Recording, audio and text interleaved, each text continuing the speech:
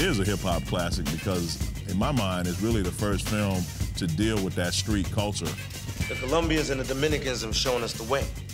Shit is large. When you looked at New Jack, what you saw was gangster culture. This ain't about success. I mean, this is about survival.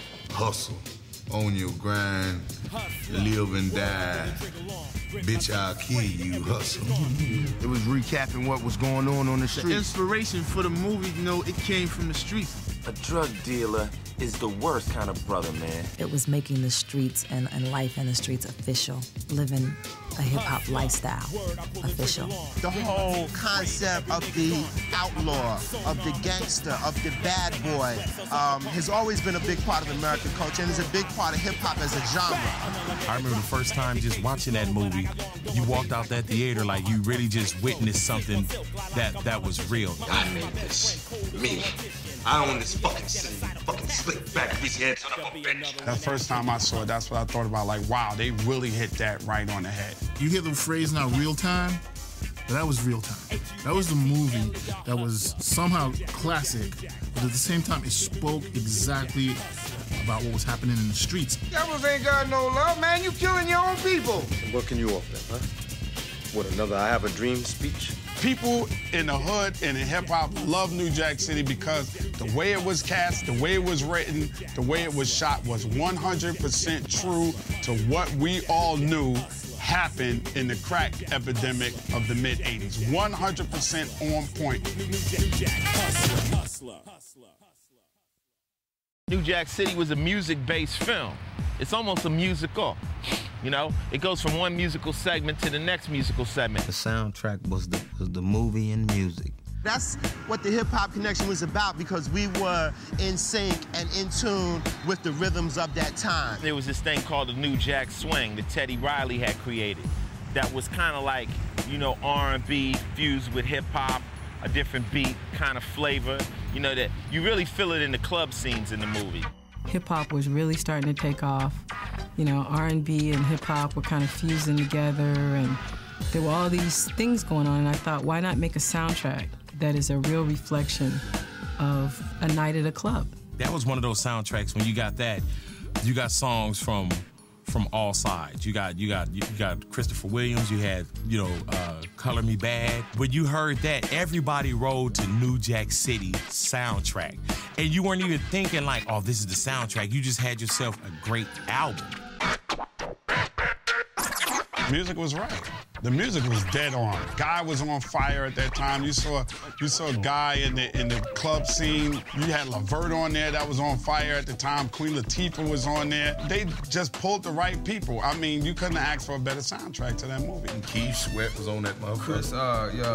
Chris There Williams, you go. Dreaming. That was it, boy. Keith Sweat, yeah. Man, there's a lot of bangers on that soundtrack. Now that I'm thinking about it, man, I'm about to go cop that again. It was the first time a soundtrack had a mixture of rap and pop and R&B and jazz, even everything all on one record. It's the first time. No one had ever done that before New Jack City. Hip-hop at the time was doing a full merger with R&B. Now when you say hip-hop today, really what you're saying is you're saying hip-hop, you're saying rap, you're saying pop, you're saying R&B. Well, the movie in of itself was kind of like riding that wave where different forms of music was kind of like coming together, you know, and speaking to the kids the way these kids wanted to be spoken to. The Color Me Bad record was doing its thing. Ice-T record was doing its thing on the rap charts. And the Christopher Williams record was blowing up on the R&B chart. The music was out 3 months before the movie came. The movie did thrive on the soundtrack. I don't know why that was, and it hasn't been quite like that since. By the time the movie opened, we had the #1 pop record in the nation, the #1 R&B record, and the #1 rap record, and that was unprecedented. Everything just meshed together so well. It came together so well. Everything made sense. The soundtrack went with the movie. When you hear the soundtrack, you could visualize what the movie is about. When you see the movie, the music just makes sense. There's only a few soundtracks that you gotta have. If not in the car, just in your collection. And believe me, New Jack City is one of those soundtracks, man.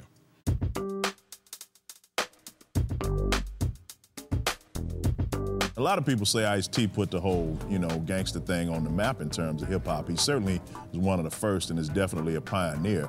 So how many more people gotta get killed? So here's this guy who had built up this rep. I could've smoked this fool myself. The cat who had come out of the streets, who had been pimping, who had been hustling. What you know about that, homeboy? And who made that transition to hip-hop. And now here he was in this film playing a cop. He's back, goddammit, I'm a cop! I was in there for hip-hop. I was like, if I pull this off, they gonna let other rappers rap. Because when I did this, Will hadn't done no movies yet. You know what I'm saying? Latifah hadn't done no movies yet. There was a lot of people, Tretch, a lot of people, and it was the first one. Ice-T definitely killed that part, you know what I mean, as a cop, but I don't think it's hard for a street nigga, being that he a street nigga and he from LA, he a gangster. Even though he was on the other side, you deal with cops so much being in the game that he knew how to, you know what I mean? Do this right now. What's your price, homeboy? Yo, man, for you, Bob Marley, 17. 17, man, for a kid, man, you must be doing the dope.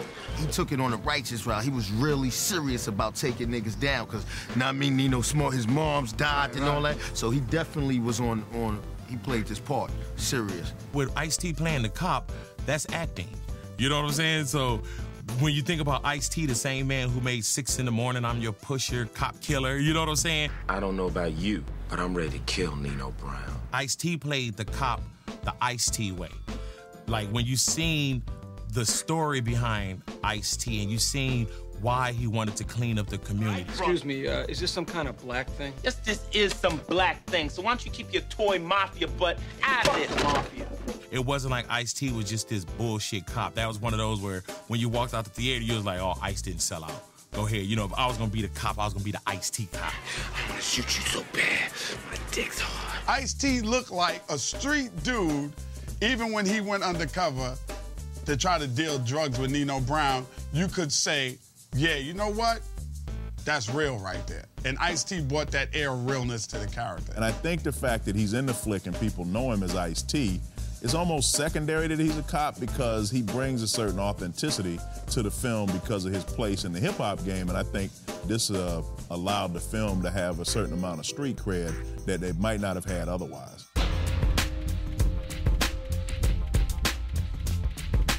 Wesley Snipes was just Nino Brown. We will own this fucking city. When you look at that movie, you don't see Wesley Snipes. You see Nino Brown, the head guy of, CMB. You don't see Wesley Snipes as in, I'm gonna go do this movie, I'm gonna do The Blade. You see a guy that's the king of an empire. This is the fruit of our hard work. The belief in the entrepreneurial spirit. He definitely was a gangster. Know what I mean? He definitely was a gangster because he did what he had to do to make sure he was eating. And that's what it's about. Get these silly spaghetti-eating asses out of my office. Really, when you on the streets and niggas is in that life like that, know what I mean? You gotta do whatever you gotta do to eat. You might be selling crack, but you might have to lay something down. Know what I mean? Friends is friends. This is business. Nino Brown was about money. I mean, that was just the bottom line in terms of what he was trying to get accomplished, was putting money in his pocket at any cost. It didn't make any difference. It was getting money. And this is very much ethos in hip-hop at that time, in the early 90s, and Nino Brown represented that in film. This is our thing. If they don't want to roll with it, we'll roll right over. Wesley Snipes, he really looked the part. I mean, he was that guy. $1 million a week business. Reduce the fucking rebels. I don't know where Wesley got his motivation from or who he studied to get that character down the way he did, but he had it 100%. The ruthlessness, the feelings of it's about myself and only the strong survive type of feeling that he gave up off in the character, it was right on point. Nino Brown understood hustling, and to me, that's what make up a good hustler, when you know the outs and ends of every situation about it. I've been dealing drugs ever since I was 12 years old. Penitentiary is well with the money. See, I didn't have the chances that you had. Murder is well with the power. I wasn't born with a silver spoon in my mouth. He captured, Wesley did his thing. Something like this can never happen again.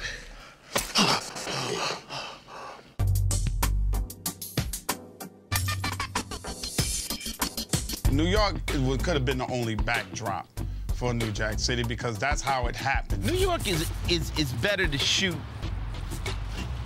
static environments because even if you're just shooting me and you have a conversation on the street, there's shit going on behind you. If you think about hip-hop up to this point, the majority of hip-hop had come out of New York. The West Coast was really just starting to make its mark. So in a way, it made sense that it would be set in New York. It showed what we was doing out here, so it played the big part, them shooting it in New York. For me, Harlem is where pop culture in America starts. Modern music in America really was developed and nurtured in Harlem, in these streets.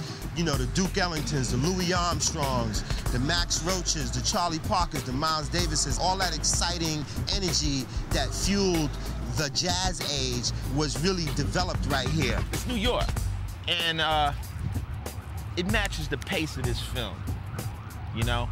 Got to be on top of things, got to make things happen. New York is like the Mecca, you know what I'm saying? It really all pops off right here, you know what I'm saying? The birth of a whole lot of things came from New York, you know what I'm saying? As far as hip-hop is concerned, the crack game, I mean, it hit everywhere, but, like, you know, niggas got rich out here off that, yo. When that crack came, New York changed. I mean, it just changed because it was like to the point where everybody could make money doing it. So the landscape of New York playing the backdrop for New Jack City was real because New York just became a different city. New York hasn't even ever fully recovered from the crack epidemic of the mid-'80s. So New York was a perfect backdrop for that movie because that's how it happened, that's how it spawned and it exploded in New York City.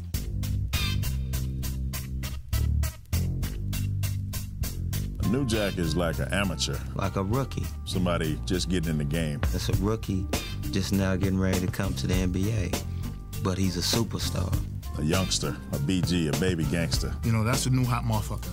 We ain't going out like Pusshead and Blackie lying shot up in the hallway over a $10 bag. You know what I'm saying? That's a New Jack right there. You're not only saying he's new, you're saying he's hot, he's bringing the fight. New Jack basically means, as a street slang, somebody that's new to a situation. Because you gotta rob to get rich in the Reagan era. If you just roll out and you trying to hang, you a New Jack. Slow down, you don't know what's going on. We gonna bum rush the whole damn thing. Not that you didn't deserve yours, but it was just a new way, a new movement. If I'm an old school rapper, you the new Jack, you the new cat coming through the door. You a little wet behind the ears, but you're a lot more reckless too, because you don't know the rules. So New Jack could be bad, New Jack could be good.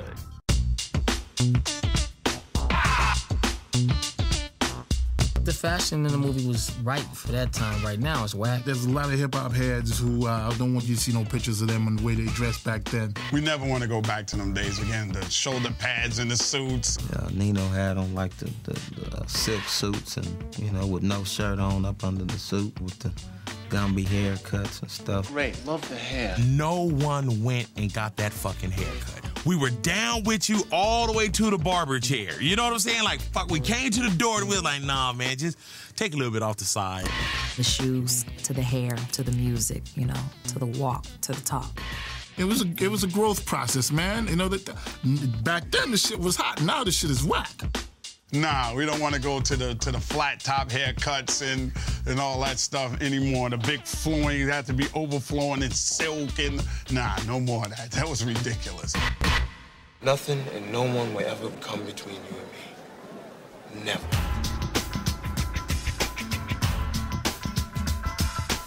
There's always a lesson in a flick like New Jack, and if you want to know what that lesson is, you have to go back to the Bible. And the Bible, Scarface. Tony Montana said it, 2 things. Never underestimate the other man's greed, and don't get high on your own supply. And I mean, you know, that's what you got in New Jack. Cats got high on their own supply. I mean, in G Money's case, literally. Most definitely. Most definitely. And in Nino Brown's case, what he got high on was his own money, his own power, his own strength. And you know, the minute you do that, you're going down. The world is mine. And the brothers do now. Don't forget about us. I would think that the one thing that hopefully people grab from this movie was, okay, we're gonna show you all this glitz and glamour, and then at the end, we're gonna show you how everything crashed. I think the American justice system is the greatest in the world. You live fast, you die fast. Proud to be an American. And that's exactly what they showed. Your soul is required in hell! It was like, hey, if you want this, here it is, but it's like credit. Go ahead, charge it, charge it, charge it. At the end, you're gonna pay, and it's very expensive. And what do you pay with? You pay with your freedom or you pay with your life. Do not stay in the game too long. You know, if there is a lesson to be learned, there's a certain amount of money you can make. Don't let greed be your downfall. You know, you could be this big-time hustler, you know, and you could live a fast life. But, you know, if you keep, you know, running that track meet, eventually you're gonna fall. This is what has to happen when you live this kind of lifestyle. It can be glamorous, but this is how it ends up. Don't throw your life away on a piece of shit. The biggest lesson that we learned is that we have to take care of our own communities, and we cannot ever allow something to come into our communities again and just really, really destroy us. Lesson in all gangster movies. It's not something you're gonna retire doing. You know, it's a life of a skyrocket. It takes off, it gets really high, it explodes in a lot of colors, but it's over after that. Hip-hop in New York loved that movie because it's true to what New York is, it's true to what happened in New York, and it's true to what we saw crack do to New York City. It's a classic because it's the ultimate hustle movie. I know that movie, and that's one of those where if you don't own it, everybody can recall a line, a scene, a character. Look, the brothers don't wait to get paid. Money talks. Bullshit runs the marathon. So, see ya, and I wouldn't want to be here.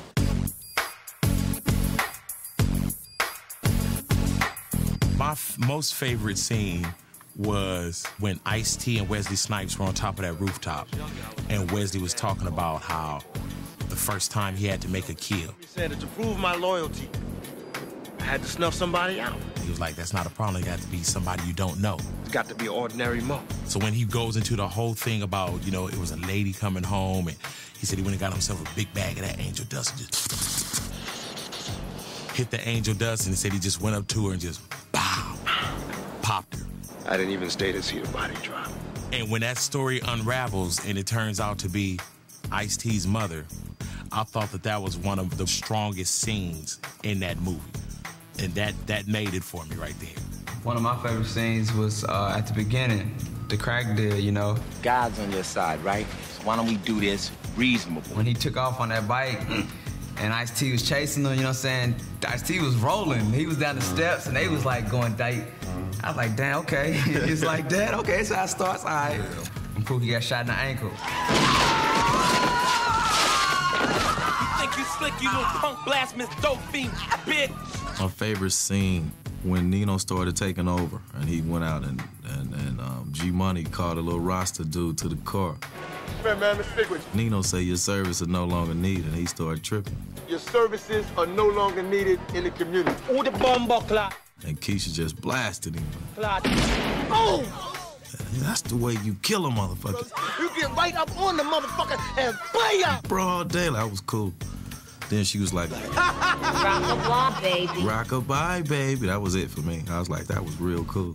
Gotta be the wedding scene. Going from Keith Sweat to a big shootout and all that stuff, and me being the hero. Get out! My favorite scene was seeing my homegirl, Vanessa Williams, go out like a champ. Like she really had her folks back. Like she really was that solid broad in the whole film.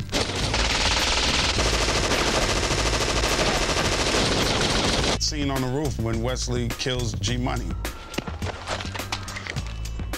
There was so much drama and there was so much love between them, but Wesley still had this, I have to survive, and I loved you and you were my brother, but you weak and you smoked out and you let me down, so I have to get rid of you. Tell you how we can make it right.